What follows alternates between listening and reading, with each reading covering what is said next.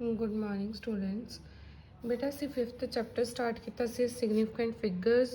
ਠੀਕ ਹੈ, round of ਕਰਨ ਤੋਂ ਬਾਅਦ ਹੁਣ ਅਸੀਂ ਨੈਕਸਟ ਟੌਪਿਕ ਕਰਨਾ ਹੈ ਥਿਊਰੀ ਆਫ ਐਰਰਸ। ਮਤਲਬ ਇਹਦੇ ਵਿੱਚ ਅਸੀਂ ਐਰਰਸ ਬਾਰੇ ਪੜ੍ਹਨਾ ਹੈ। ਐਰਰਸ ਦਾ ਸਿੰਪਲ ਮੀਨਿੰਗ ਹੈ ਕਿ ਕੋਈ ਗਲਤੀ ਹੋਣਾ। ਠੀਕ ਹੈ, ਮਿਸਟੇਕਸ ਨੂੰ ਅਸੀਂ ਐਰਰ ਬੋਲਦੇ ਹਾਂ। ਤੇ ਇਹਦੇ ਵਿੱਚ ਇਹ ਤੁਸੀਂ ਸਟਾਰਟ ਕਰਨਾ ਇੱਥੋਂ errors of measurements. errors of measurement ਇੱਥੋਂ start ਕਰਾਂਗੇ।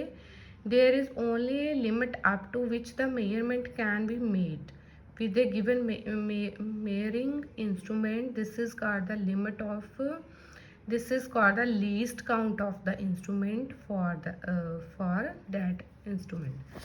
ਠੀਕ ਹੈ, ਹੁਣ ਬੇਟਾ ਦੇਖੋ ਸਭ ਤੋਂ ਪਹਿਲਾਂ ਉਹਨੇ ਬੋਲਿਆ ਕਿ ਲੀਸਟ ਕਾਊਂਟ ਕੀ ਹੁੰਦਾ ਕਿਸੇ ਵੀ ਇੰਸਟਰੂਮੈਂਟ ਦਾ।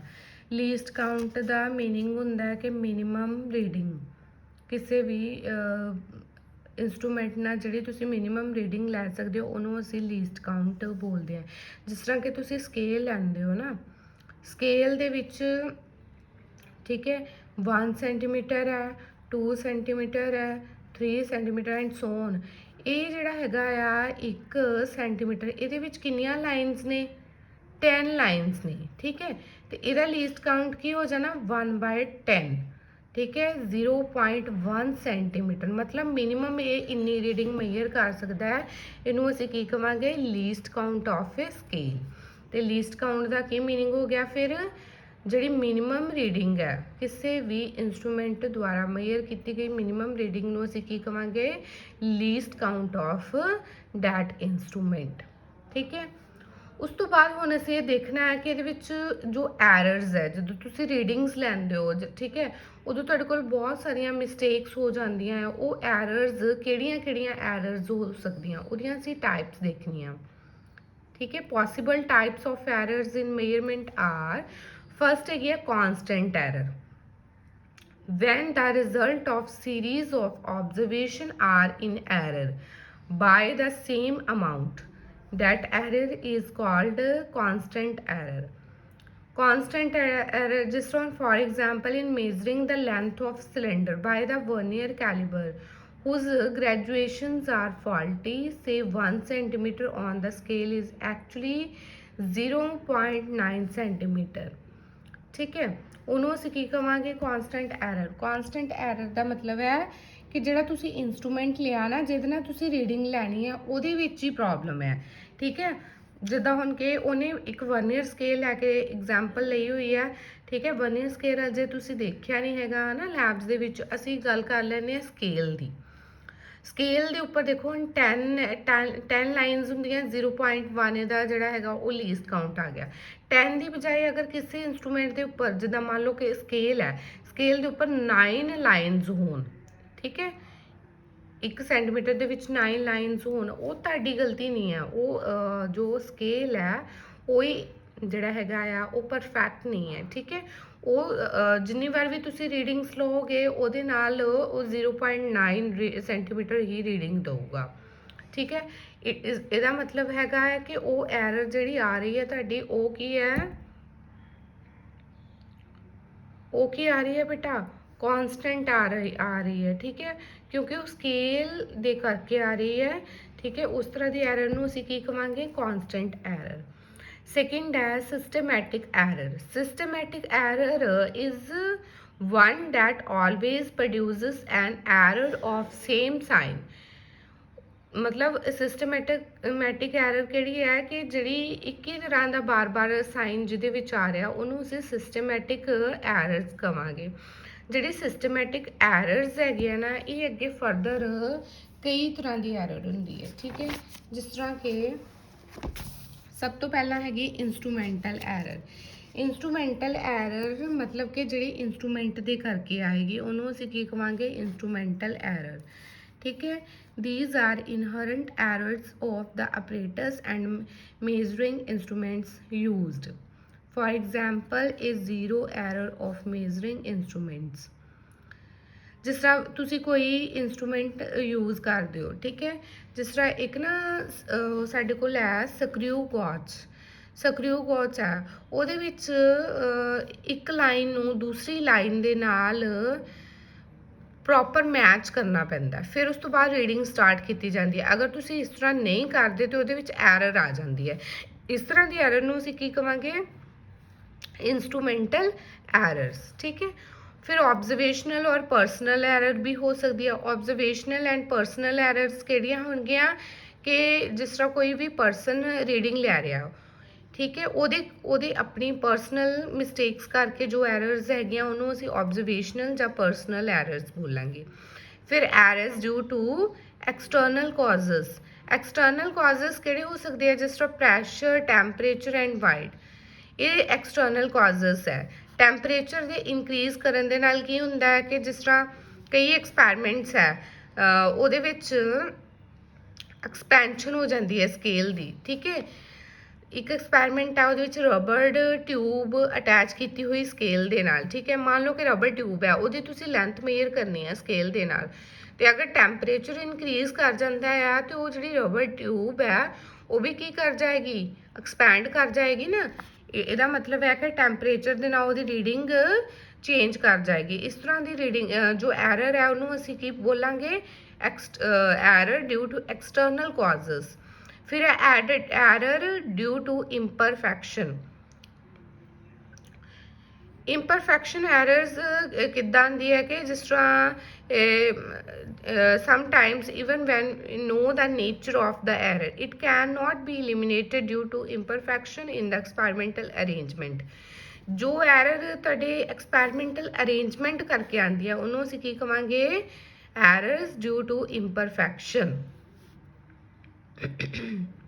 ਠੀਕ ਹੈ। ਉਸ ਤੋਂ ਬਾਅਦ ਹੈ ਰੈਂਡਮ ਐਰਰ। ਰੈਂਡਮ ਐਰਰ ਨੂੰ ਅਸੀਂ ਚਾਂਸ ਐਰਰ ਵੀ ਬੋਲਦੇ ਹਾਂ। ਚਾਂਸ ਐਰਰ ਮਤਲਬ ਕਿ ਬਾਈ ਚਾਂਸ ਹੀ ਆ ਜਾਂਦੀ ਹੈਗੀ ਹੈ। ਠੀਕ ਹੈ।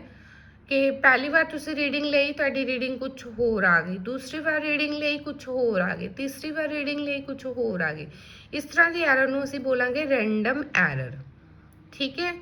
ਤੇ ਜਿਹੜੀ ਰੈਂਡਮ ਐਰਰ ਹੈ ਇਹਨੂੰ ਦੂਰ ਕਿੱਦਾਂ ਕੀਤਾ ਜਾ ਸਕਦਾ ਹੈ? ਜਿਸ ਤਰ੍ਹਾਂ ਬੇਟਾ ਕੋਈ ਵੀ ਐਕਸਪੈਰੀਮੈਂਟ ਹੁੰਦਾ ਨਾ ਉਹਦੇ ਵਿੱਚ ਐਟਲੀਸਟ 3 ਰੀਡਿੰਗਸ ਲੈਣ ਨੂੰ ਬੋਲਿਆ ਜਾਂਦਾ। ਉਹ ਤਾਂ ਹੀ ਬੋਲਿਆ ਜਾਂਦਾ ਹੈ ਕਿ ਉਹਦੇ ਵਿੱਚ ਰੈਂਡਮ ਐਰਰ ਨੂੰ ਐਲੀਮੀਨੇਟ ਕੀਤਾ ਜਾ ਸਕੇ। ਠੀਕ ਹੈ। ਇੱਕ ਪਰਸਨ, ਕੋਈ ਵੀ ਸਟੂਡੈਂਟ ਅਗਰ ਰੀਡਿੰਗ ਲੈਂਦਾ ਪਿਆ ਕਿ ਫਰਸਟ ਟਾਈਮ ਉਹਦੀ ਰੀਡਿੰਗ ਡਿਫਰੈਂਟ ਆ ਗਈ, ਸੈਕਿੰਡ ਟਾਈਮ ਡਿਫਰੈਂਟ ਆ ਗਈ, ਥਰਡ ਟਾਈਮ ਡਿਫਰੈਂਟ ਆ ਗਈ। ਠੀਕ ਹੈ।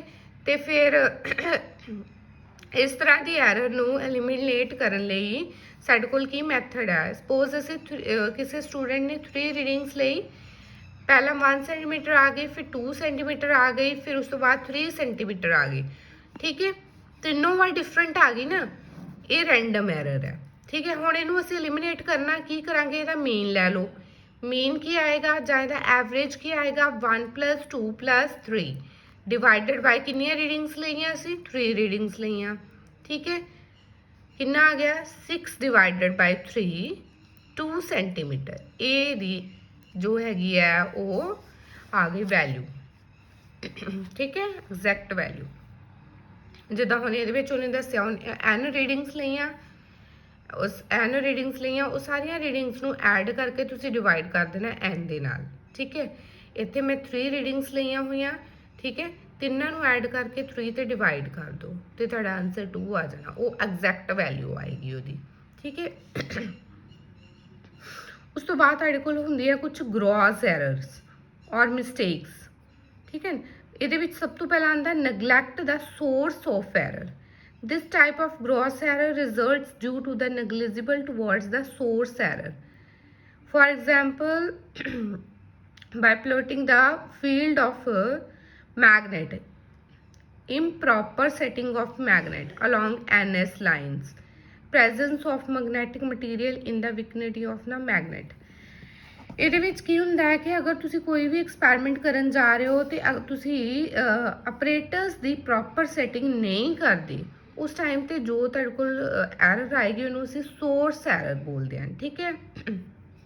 ਜਿਸ ਤਰ੍ਹਾਂ ਹੁਣ ਸਾਡੇ ਕੋਲ ਲੈਬ ਦੇ ਵਿੱਚ ਸਕਰੂ ਗੌਜ ਜਾਂ ਵਰਨੀਅਰ ਕੈਲੀਬਰ ਹੈ, ਤੁਸੀਂ ਉਹਨੂੰ ਯੂਜ਼ ਕਰਨਾ ਚਾਹੁੰਦੇ ਹੋ। ਠੀਕ ਹੈ। ਯੂਜ਼ ਕਰਦੇ ਹੋ ਬਟ ਉਹਨਾਂ ਦੀ ਪ੍ਰੋਪਰ ਸੈਟਿੰਗ ਨਹੀਂ ਕਰਦੇ। ਜਿਸ ਤਰ੍ਹਾਂ ਕਿ ਮੈਂ ਤੁਹਾਨੂੰ ਦੱਸਿਆ ਹੋਇਆ ਕਿ ਜਿਹੜਾ ਸਕਰੂ ਗੌਚ ਹੈ ਨਾ, ਉਹਦੀ ਰੀਡਿੰਗ ਜਦੋਂ ਸਟਾਰਟ ਕੀਤੀ ਜਾਂਦੀ ਹੈ ਇੱਦਾਂ ਲਾਈਨਸ ਨੂੰ ਮੈਚ ਕਰਕੇ ਕੀਤੀ ਜਾਂਦੀ ਹੈ। ਅਗਰ ਕੋਈ ਬੱਚਾ ਇਹ ਲਾਈਨਸ ਨੂੰ ਮੈਚ ਕਰਕੇ ਨਹੀਂ ਕਰਦਾ ਤੇ ਉਹਦੇ ਵਿੱਚ ਉਹਦੀ ਐਰਰ ਆ ਜਾਏਗੀ। ਠੀਕ ਹੈ, ਉਹ ਐਰਰ ਕਿਉਂ ਆਈ?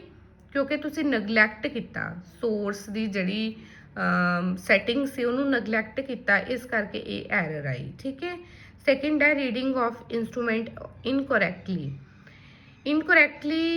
ਜਿਸ ਤਰ੍ਹਾਂ ਮਤਲਬ ਜਿਹੜਾ ਤੁਸੀਂ ਇੰਸਟਰੂਮੈਂਟ ਯੂਜ਼ ਕਰਨ ਜਾ ਰਹੇ ਹੋ, ਅਗਰ ਉਹਦੇ ਵਿੱਚ ਪ੍ਰੋਪਰ ਜਿਹੜੇ ਉਹਦੇ ਉੱਪਰ ਹੀ ਉਹਦੇ ਲਾਈਨਸ ਜਿਹੜੀਆਂ ਡਿਵੀਜ਼ਨਸ ਲਗਾਈਆਂ ਹੋਈਆਂ ਉਹ ਕੀ ਹੈ, ਪ੍ਰੋਪਰ ਨਹੀਂ ਹੈ, ਤਾਂ ਉਹਦੇ ਕਰਕੇ ਵੀ ਤੁਹਾਡੇ ਕੋਲ ਕੀ ਆ ਜਾਏਗੀ, ਜਿਹੜੀ ਹੈਗੀ ਆ ਉਹ ਐਰਰ ਆ ਜਾਏਗੀ। ਜਿਸ ਤਰ੍ਹਾਂ ਹੁਣ ਮੈਂ ਤੁਹਾਨੂੰ ਦੱਸਿਆ ਸੀਗਾ ਸਕੇਲ ਬਾਰੇ ਕਿ ਜਿਸ ਤਰ੍ਹਾਂ 10 ਲਾਈਨਸ ਹੁੰਦੀਆਂ, ਜੇ ਅਗਰ ਕਿਸੇ ਵੀ ਸਕੇਲ ਦੇ ਵਿੱਚ ਉਹ ਜਿਹੜੀਆਂ ਸਮਾਲ ਲਾਈਨਸ ਆ 9 ਹੈ, ਤੇ ਉਹ ਇੰਸਟਰੂਮੈਂਟ ਦੇ ਜਿਹੜੀ ਹੈਗਾ ਆ ਉਹਦੇ ਕਰਕੇ ਆ।